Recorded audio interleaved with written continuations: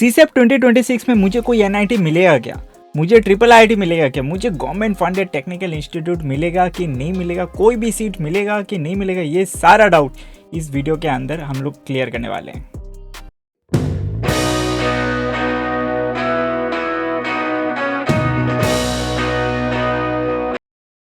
तो सीसेप 2026 जोशा का round already खत्म हो चुका है। तो मुझे सीसेप में कोई एनआईटी मिलने का अभी भी चांस है क्या?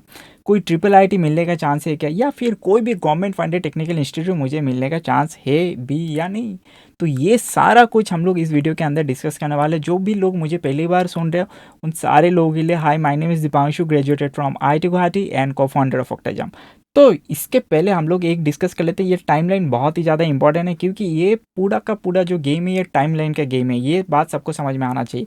कब स्टार्ट हो रहा है ये यहाँ पे आप देख सकते हो। ये जो रजिस्ट्रेशन कब से चालू हो रहा है, 28 जुलाई से स्टार्ट होके आपका जल्दी ये बात समझ में आना चाहिए। रजिस्ट्रेशन अगर आप नहीं करोगे तो सीसे में पार्टिसिपेट नहीं कर पाओगे, राइट। आपको रजिस्ट्रेशन करना पड़ेगा। 3 अगस्त तक आपको रजिस्ट्रेशन करके आपको डन करना पड़ेगा एनरोलमेंट करने के लिए। इसके बाद जो चॉइस फिलिंग तो यहाँ से स्टार्ट हो जाएगा। लेकिन चॉइस फिलिंग का जो एंड डेट है यहाँ पे मैंने डाल के रखा हुआ है। ये एंड डेट आपको दिख रहा होगा, 5 अगस्त को चॉइस फिलिंग खत्म हो जाएगा।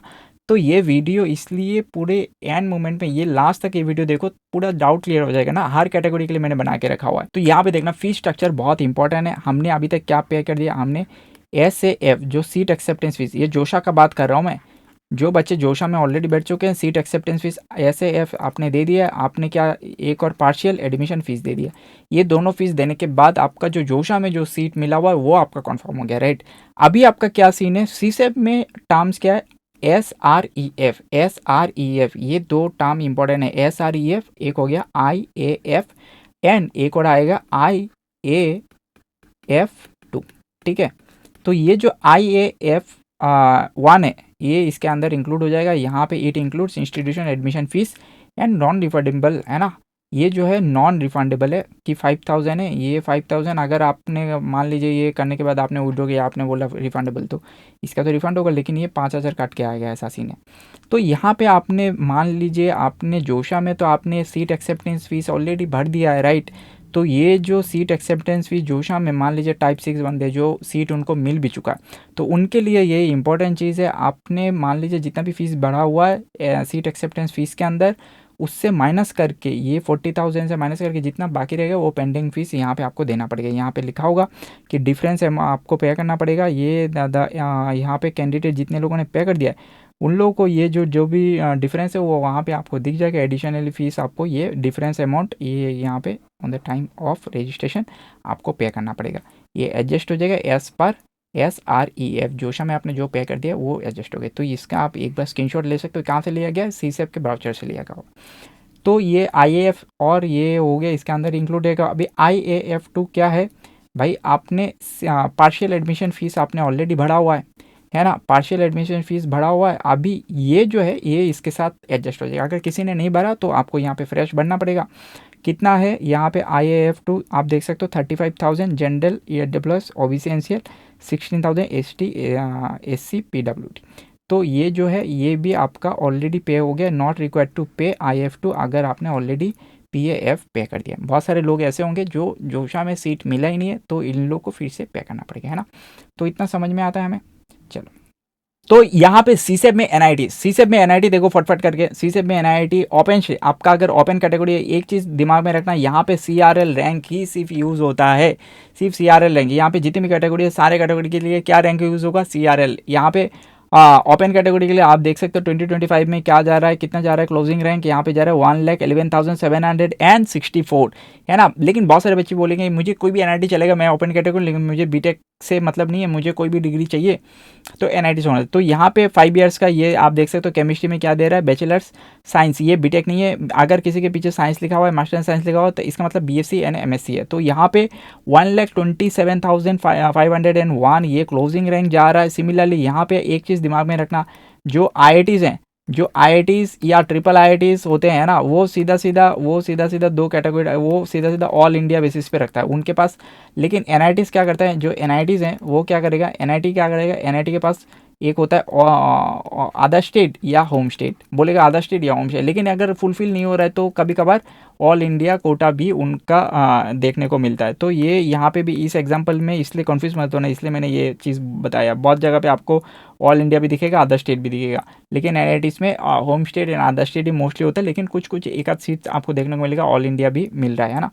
तो यहाँ पे आप देखो ये हो गया आपका जनरल वाले के लिए। ईडब्ल्यूएस के लिए आप देख सकते हो 1,22,905 वाले को क्या मिला हुआ ईडब्ल्यूएस। यहाँ पे मैंने केमिकल भी डाल के रखा है, सिविल वाले भी डाल के रखा हो, तो ये आप देख सकते हो। ओबीसी एनसीएल के लिए अगेन मैंने 3 यहाँ पे ऑप्शन बायो सिविल में क्लोज हो रहा है। बहुत सारे बच्चे हो सकता है कि बायोलॉजी में इतना कंफर्टेबल नहीं होता है, तो इसलिए मैंने ये डाल के रखा हुआ है ना। तो क्योंकि उनका 12 में बायोलॉजी होता नहीं है तो वो सोचते, लेकिन आप ले सकते हो, ऐसा कोई इशू नहीं है, राइट। तो ओबीसी एनसीएल के लिए आप यहाँ पे देख सकते हो 1,18,197 ये जा रहा है। तो ये सिविल इंजीनियरिंग। और आप अगर आधा स्टेट एंड ऑल इंडिया, आधा स्टेट का आप देख लेते हैं, यहाँ पे 1,24,447 रैंक को मिल रहा है। सिमिलरली यहाँ पे एससी का आप देखोगे, एससी का भी अगेन सिविल एंड बायोसाइंस दोनों दिया हुआ है। तो एससी का जो लास्ट क्लोजिंग रैंक जा रहा है 2,51,932। सिमिलरली यहाँ पे आपका जो एसटी का अगर अदर स्टेट का क्लोजिंग रैंक जा रहा है 4,83,828। सिमिलरली अगर ऑल इंडिया का अगर मैं बात करूँ तो वो मोटा मोटा उसी रेंज के अंदर आ रहा है 4,83,091, राइट। तो इसका आप एक स्क्रीनशॉट ले सकते हो। ये हो गया क्लोजिंग रैंक। आपके कैटेगरी के हिसाब से, आपका जो भी कैटेगरी होगा उस कैटेगरी के हिसाब से आपका रैंक अगर इससे बेटर है, मान लीजिए आपका रैंक अगर पिछले साल के हिसाब से 1,11,763 हो गया, मतलब ये वाला जो रैंक है इससे बेटर है, तो इस बार आपको ये वाला पर्टिकुलर सीट मिलने का प्रोबेबिलिटी ज़्यादा है, राइट। तो आपको काउंसलिंग में बैठना चाहिए सीसेप 2026 में। तो ये समझ में आना चाहिए। ये हो गया एनआईटी का। अभी हम लोग बात करेंगे ट्रिपल आईटी का। तो ट्रिपल आईटी में यहाँ पे जो क्लोजिंग रैंक जा रहा है एक ही ब्रांच का आपको देखने को मिल रहा है हर स्टेट का, हर कैटेगरी के सीट टाइप के हिसाब से। ओपन का आप देखोगे एनआईटी ट्रिपल आईटी मणिपुर में क्या जा रहा है 1,81,376। सिमिलरली यहाँ पे आप अगर देखोगे दो दो बना के रखा हुआ है। ईडब्ल्यूएस का आप देखोगे लास्ट वाला क्लोजिंग रैंक देखते हैं सीधा 23,375। सिमिलरली यहाँ पे जा रहा है ओबीसी एनसीएल के लिए जा रहा है 23,426।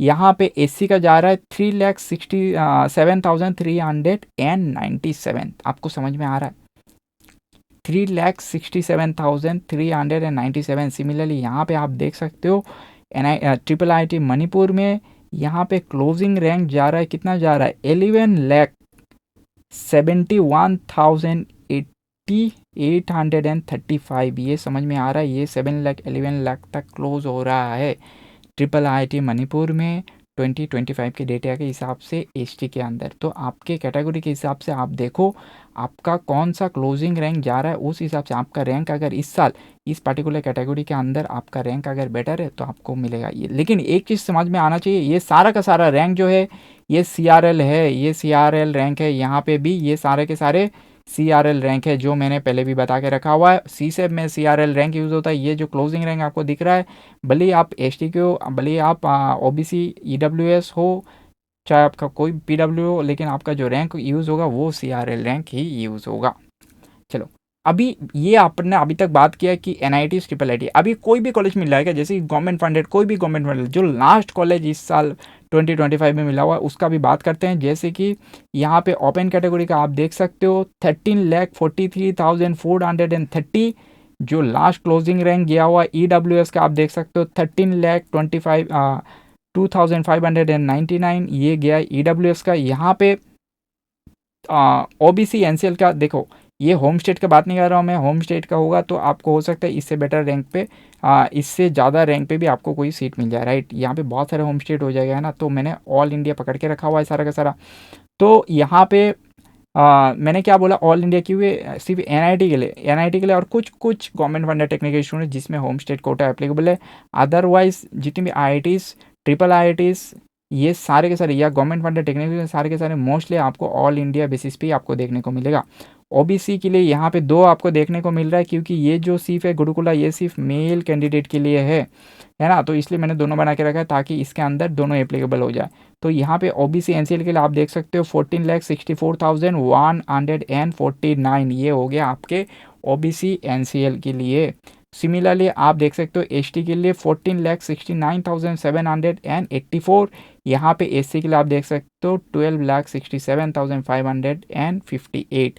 सिमिलरली ये again this is only for male, so हमने दो दो बना के रखा हुआ है ताकि आपको अंडरस्टैंडिंग हो जाए। तो मैंने अभी तक जितने भी डिस्कशन किया इससे हमें क्या पता चलता है, अगर आपके रैंक अगर किसी भी रेंज के अंदर फॉल कर रहा है, एक तो सबसे पहले समझ में आना चाहिए ये, अगर मेरा रैंक ये जो लास्ट कॉलेज इससे अगर बेटर रैंक है तो मुझे सीसेब में बैठना चाहिए। अभी सीसेब में भी मुझे सीट ट्रिपल आईटी मिल जाएगा तो मुझे समझ में आएगा अच्छा इसके रेंज के अंदर में पड़ रहा है तो ट्रिपल आईटी आने के चांस है। अगर मेरा रैंक रेंज इसके अंदर पे आ रहा है तो मुझे एनआईटीज मिलने के चांसेस है। तो ये सारा तो हमें समझ में आ गया मोटा मोटा मुझे किस टाइप का कॉलेज मिल सकता है, लेकिन इससे ये कन्फर्म नहीं हो रहा है कि मुझे कौन सा कॉलेज मिलेगा, मुझे काउंसलिंग कैसे करना है, क्योंकि काउंसलिंग अपने आप में कॉम्प्लेक्स है। वहाँ पे आपको समझ में आ गया होगा अभी अराउंड 600 प्लस आपको वहाँ पे चॉइस फिलिंग भरना पड़ेगा, right.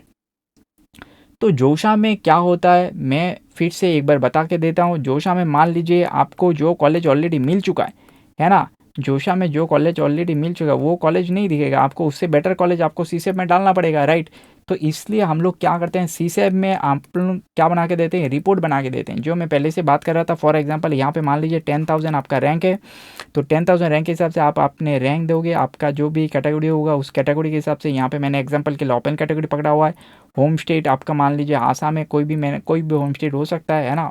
Home state, all India, other state, सारा हमने फिल्टर यहाँ पे पकड़ के रखा हुआ है। इसके बेसिस पे मान लीजिए ये 10,000 मैंने बोला था, तो 10,000 के हिसाब से जो अगर ये वाले रैंक 10,104 वाले को जो कॉलेज मिला होता है, ऑब्वियसली आप अगर इसके लिए आप भी एलिजिबल होते हैं, है ना, 2025 के डेटा के हिसाब से। तो ये एक इंपॉर्टेंट जैसे ये रिपोर्ट हम लोग बना के देते हैं। तो यहाँ पे आपको व्हाट्सएप नंबर दिख रहा होगा आपके पास, अगर ये वीडियो पहली बार पहुँच रहा है, आप अगर पहली बार देख रहे हो तो आपको यहाँ पे व्हाट्सएप नंबर दिख रहा होगा। आप जैसे यहाँ पे मैसेज करोगे तो मैं आपको व्हाट्सएप में अपना जो वेबसाइट का लिंक है वो मैं सेंड कर दूँगा। वहाँ पे जाके आप एनरोल कर सकते हो। वहाँ पे आपको वेबसाइट के में जैसे आप गो थ्रू करोगे सब कुछ यहाँ पे क्लियर हो जाएगा, है ना। तो ऑल द बेस्ट।